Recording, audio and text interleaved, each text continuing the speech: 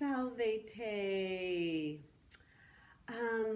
So I hope you had a great time doing the last lesson. I thought maybe we could go over one or two sentences just to clear up any confusion about translating or exactly how to do that. So how about we go to exercise 46? Okay, and we'll look at a couple of those. Why don't we look at number 3? Okay, because that will be a good one to talk about expletives. Okay, so I'm going to write down number 3. And it starts with that word sunt, pericula.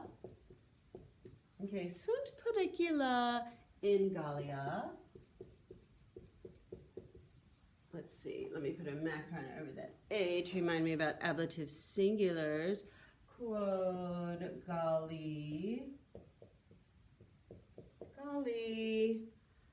hostes Romanorum. Okay, Romanorum sunt. Okay, another sunt. We've got 2 of those. Okay, so what I love to do, and I hope you agree with this as you are doing your translations, we want to make this the easiest that we can.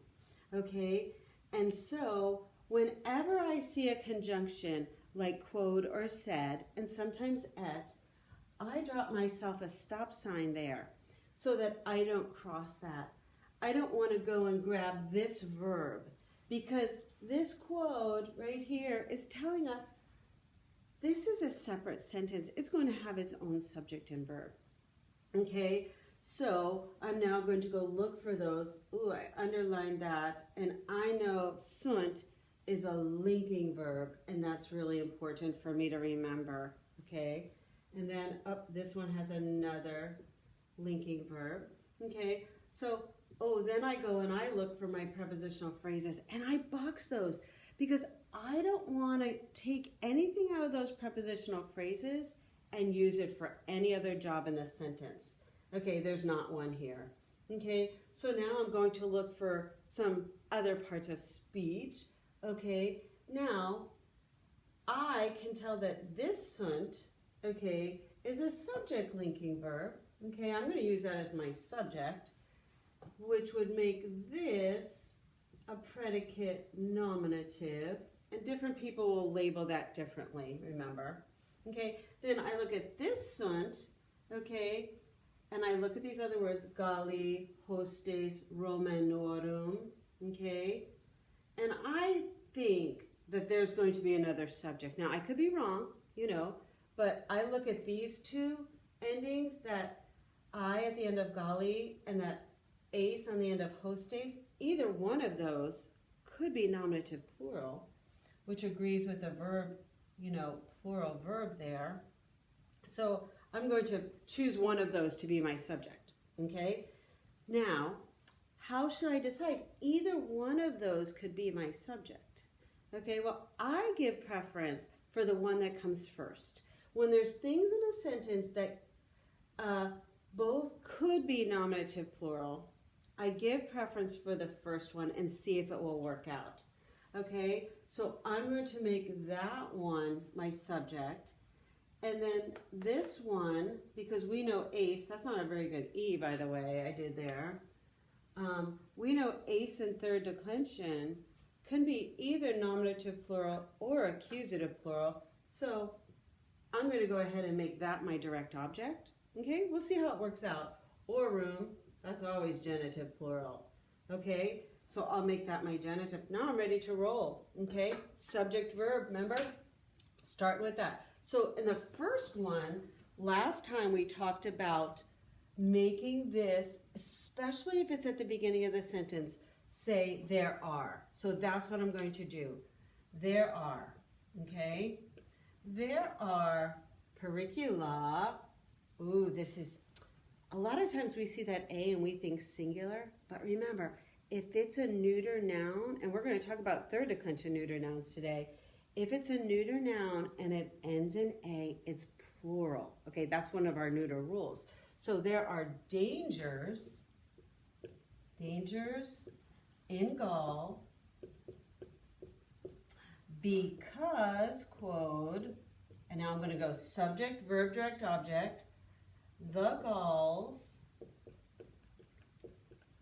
are, sunt, okay, I'll keep going. The enemy, and genitive is always of the Romans.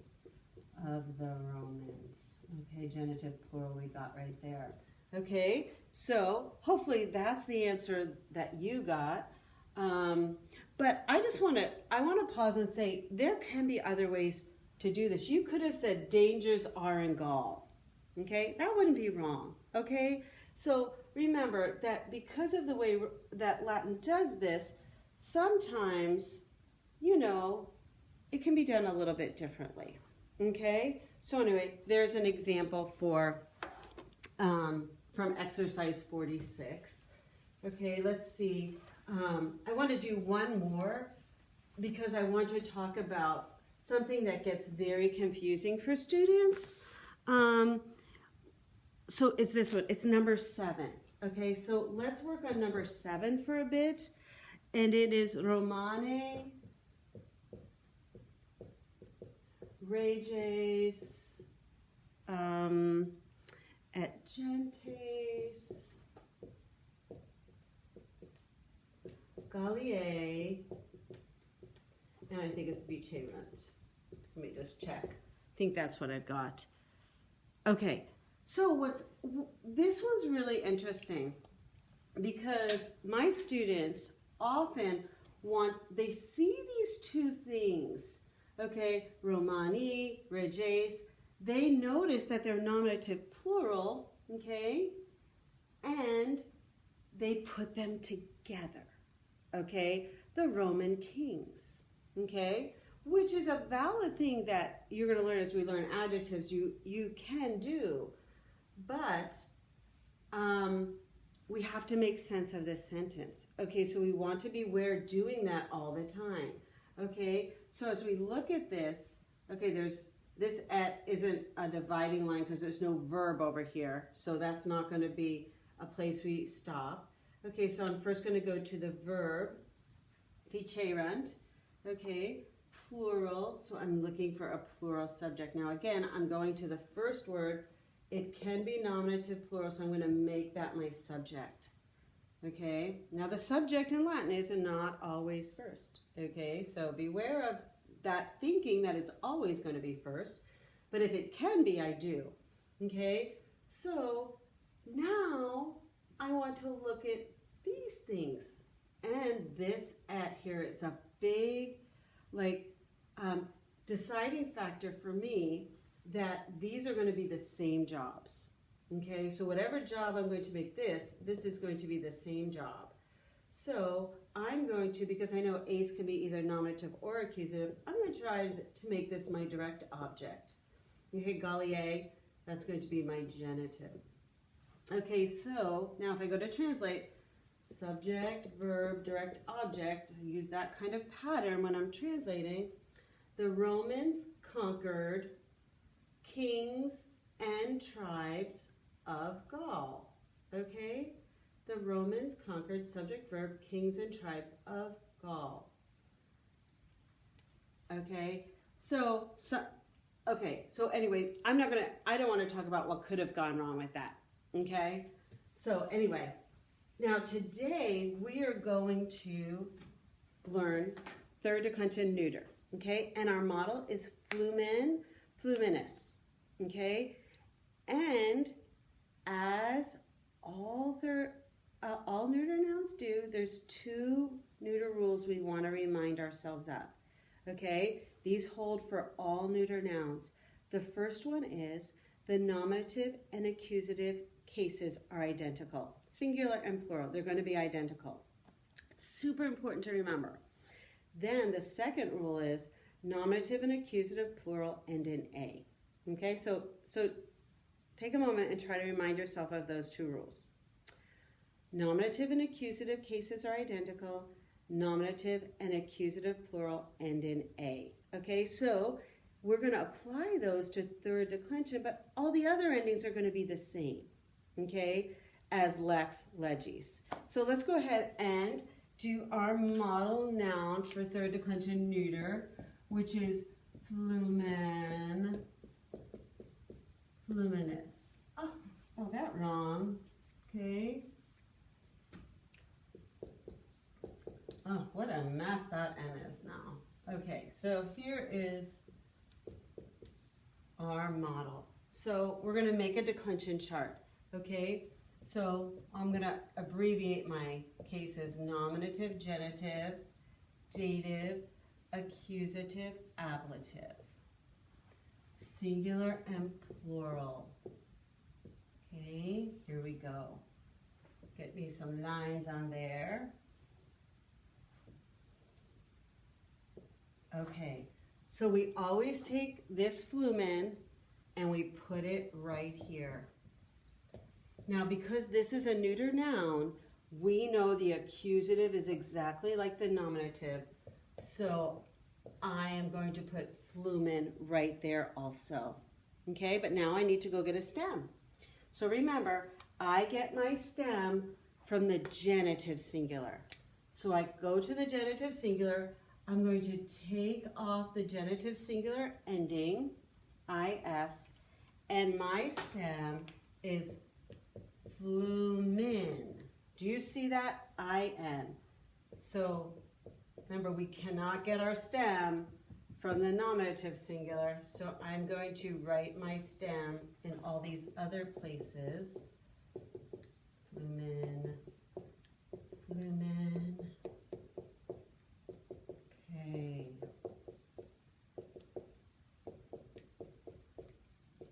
And now I need to apply my second neuter rule before I go on. My second neuter rule says nominative and accusative plural end in A. So I'm going to go ahead and put the A there. Okay? And then I'm just going to put all the rest of the third declension endings I already know, and that will finish us off. So is, E, then ablative singular will have a letter E. Because this is not a third declension neuter I stem, this is just regular. Ebus and ebus. Okay, so there you have your third declension neuter model, and it is in your grammar book on page 11. Okay, so and by now you know how to translate or the river, of the river, to or for the river, in, by, with, from the river, etc., etc. So I don't need to go over that with you, I'm sure. But I would love to talk about a little bit before we close about our vocab for our neuter nouns on page 51. Okay, when we're going along here, it can get very confusing because there's some rule breakers that we need to talk about. So remember, our neuter rule is third declension lancet. If it ends in L-A-N-C-E-T, those are neuter. Okay, so flumen does that really well. It ends in an N, lancet has an N, so we know that's neuter. Okay, then we have a rule breaker right away. Iter, itineris. Okay, journey, march, route. That's just a rule breaker. Bam, neuter. Okay, then these next two, corpus and vulnus, okay, these two nouns are actually referenced in rule number 52 in your grammar book. And if there's one thing that has confused people over time, it's this rule number 52. Okay, and it simply states U.S. neuter nouns that their genitive ends in ris are neuter. Okay, so I would just memorize these as exceptions and not worry very much about that rule number 52. Just that iter, corpus, vulnus are neuter nouns, even though they don't end in L-A-N-C-E or T. Then you have augmen and nomen. Okay, so, and those obviously end in N, so they go with that lancet thing. Okay, so those are your new neuter words. You are going to work on the rest of the exercises in lesson 3. Okay, so exercise 58, okay, is a little bit confusing. They want you to take these words, all these different words, they're review words, Give the genitive and gender rule. Give the accusative singular. Give the nominative plural. Give the genitive plural. And by the way, they want the genitive plural because they want to know if you can figure out if this third declension noun is an I stem or not. Okay, so for each of these words, and you can just decide if you're going to do them all, if you're going to do every other one of them, you know, whatever's best for you. There's a lot of them there. But you want to go through and really think about these things at this point and make sure you can find your genitives. You know the gender and the gender rule and all these things, okay? So when we come back, I'll do a couple of those just to, actually I'll do one right now. Let me just show you how to set that up so you know exactly what I'm looking for when you are going to turn this in. So we'll just take the very first one, which is nomen. Okay, so I write down nomen, and then I'm going to write down number 1. It wants, for nomen, the genitive, the gender, and the gender rule. So I know, I mean, you can look in your book, but so the genitive is nominis. Okay, there you go. Now, what gender is that? Ah, that is neuter, right? And it's neuter because third declension lancet is neuter. The nominative ends in an N. Okay, so now I can go on to the second one. The second one says give the accusative singular. Well, we know that if it's a neuter noun, the accusative singular is exactly the same as the nominative singular. So my accusative singular is going to be nomen, okay? Then it would like my nominative plural. So I'm going to get my stem from the genitive singular, nomen, and it's neuter, so I know nominative plural ends in A, so that would give me nomina. And then it wants the genitive plural, and it's not I stem, so we know nominative plural is just going to be so nomenum. Okay, there you go. So if you could do that and make a kind of like a list going like this, and if you have any questions, students, you can just ask me, you know, what's going on here? How do you determine? If there's any part of this that you don't understand, please ask me. Okay, valete.